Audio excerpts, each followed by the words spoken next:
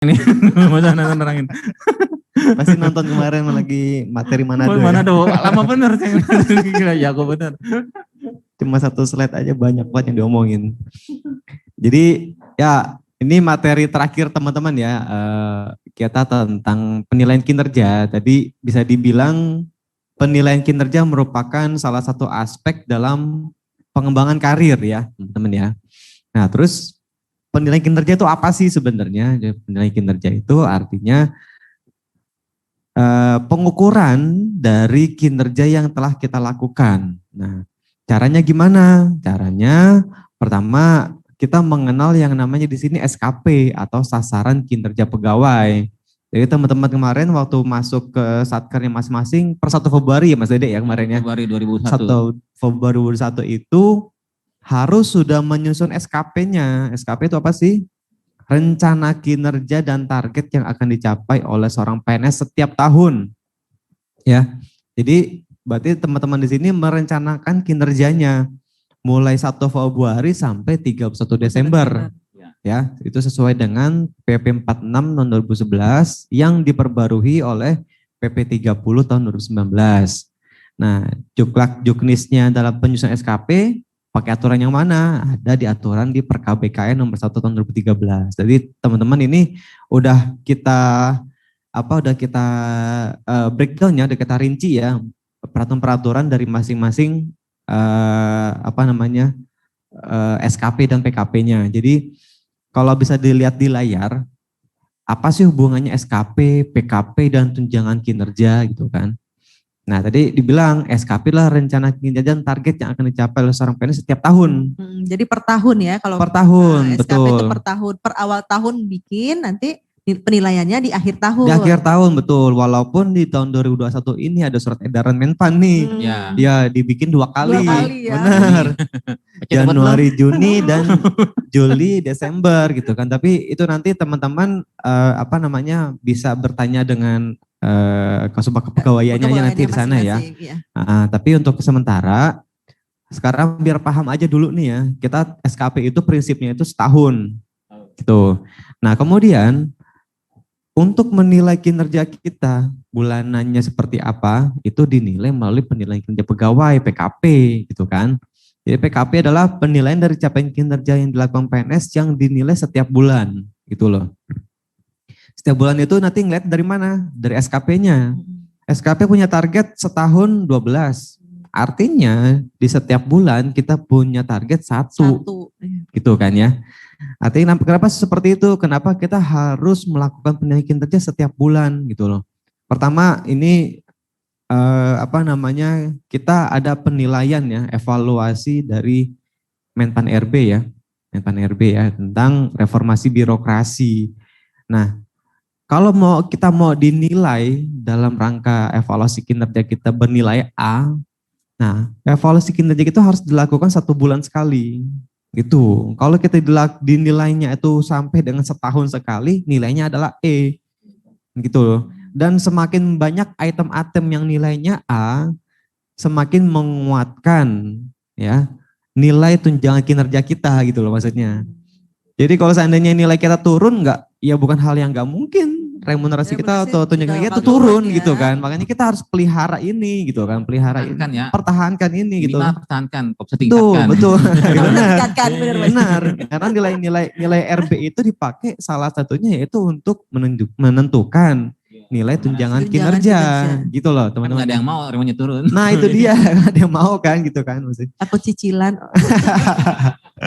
Sama. Tapi yakin lah teman-teman rekan-rekan ini belum ada cicilannya belum mengenal. Bukannya enggak ada tapi belum ya. belum siap 3 day mainnya.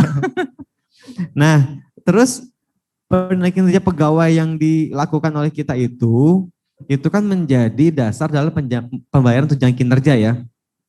Nanti rulesnya seperti apa nanti kita bahas selanjutnya. Jadi tunjangan kinerja adalah tunjangan di luar gaji pokok yang dibayarkan sesuai dengan penilaian kinerja setiap bulan. Penilaian kinerja itu dinilai dari mana aja? Ada dari absensi, ada dari nilai PKP-nya gitu. Dengan persentase 50-50 gitu loh. Mungkin itu diatur di di Perma 3 tahun 20 sampai dengan SK Sekma 578. Ini bisa dibaca lagi nanti teman-teman ya. Oke, mungkin di next. Oke. Nah, sekarang kita bahas SKP. SKP itu apa sih isinya? SKP itu memperhatikan dari pertama Renstra. Renstra itu rencana strategis pegawai ya. Rencana strategis organisasi kepegawai sih. Kemudian ada PK, perjanjian kinerja. Kemudian organisasi, kemudian uraian jabatan dan SKP atasan langsung. Nah, mungkin teman-teman CPNS di sini semuanya tinggal merefer atau membreakdown dari SKP atasan langsungnya, dari kasubagnya dilihat. Kalau SKP atasan langsung yang ngurusin tentang kepegawaian ya otomatis di bawah teman-teman juga ngurusin kepegawaian sesuai jabatannya gitu ya. Kalau memang dia sebagai ASDMA, artinya kan SDMA itu kan kepegawaian Mas Dede ya. Ya bagaimana kalau yang diperbantukan tempat lain Mas? Nah itu dia makanya itu bakal jadi pertanyaan juga gitu kan karena melihat kondisi keadaan kita juga pasti kekurangan pegawai kan ya ada aja ASDMA ditempatkan di kepanitraan gitu kan. Nah kalau balik lagi yang namanya SKP itu melihat jabatan. Jadi tetap aja uraian kegiatannya itu sesuai dengan jabatannya dia. Kalau ASDMA berarti ASDMA.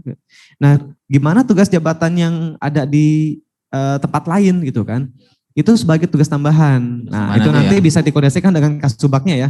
Itu jadi kenapa seperti itu artinya kita harus selalu konsisten dengan jabatan yang kita milikin karena kita dibayar sesuai dengan jabatan kita. Berarti yang tantangan juga atasan yang sesuai. Betul, benar. Makanya di sini nilainya. Benar karena di sini dilihat nih SKP itu disusun oleh PNS dan pejabat penilai gitu ya. Jadi pihak penilai siapa sih atasan langsungnya? Langsung tiap bulan dinilai. Betul, koordinasi kita di sini koordinasi. Makanya hati-hati baca atasan langsungnya. Baik-baik ya Mas. Iya. Baik-baik ke atasan langsung. Siap Mas Dede. Jadi setiap bulan itu kita atasan langsung untuk PKP-nya ya. Kalau SKP-nya setiap setahun sekali aja. Nanti pas pengukuran di akhir tahun baru ditandatangan lagi. Dan itu harus disepakati juga oleh PNS-nya, kemudian pejabat penilai kinerjanya.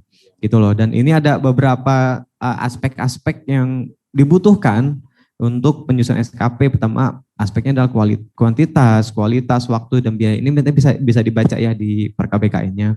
Nah tadi saya bilang nih, memuat apa aja sih SKP? Memuat kinerja utama. Kinerja utama adalah penjabaran kerja atasan langsung dan dapat memuat kinerja tambahan yang bersifat strategis gitu ya. Itu nanti teman-teman kayak terlalu jauh kita bahas dalam ke sana, tapi intinya dalam menyusun uraian di SKP teman-teman itu harus sesuai dengan jabatan ya. Saya ingat sekali lagi harus sesuai jabatan.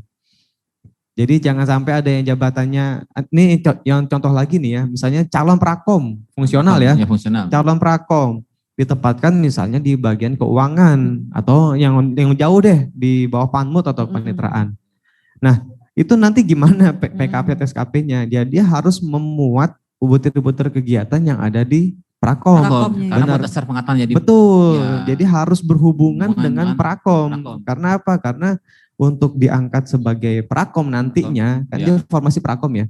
Diangkat sebagai prakom, dia harus berkecimpung minimal 1 tahun ya Mas Dede ya di bidang prakom. Memangku jabatan fungsional setelah setahun bakal diangkat jadi fungsional, ya, betul. Tapi dengan syarat SKP-nya harus sesuai dengan ya, nggak boleh sembarangan SKP-nya. Gitu. Jangan sampai jabatannya calon prakom, SKP-nya isinya tentang registrasi perkara. Nah, itu kan nanti jadi bakal hal yang menghambat ya Mas Dede nanti ya. Menghambat dalam pengangkatan sebagai prakomnya. Iya. Remonnya juga berubah otomatis ya Mas. Betul. Kalau sekarang kan jabatan yang fungsional itu remon pelaksana.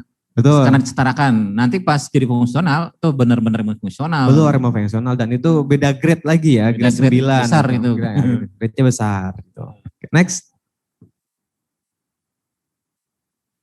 Oke, ini organisasi dan kinerja bisa dibilang tadi kita bahas SKP dan PKP. Apa sih hubungannya dengan organisasi kita Mahkamah Agung? Nah, jadi semua itu bermula dari Renstra ya, Rencana Strategis Organisasi yang diturunkan sampai dengan SKP dan PKP. Nah, Renstra itu merupakan tanggung jawabnya pimpinan kita, eselon 1 ya.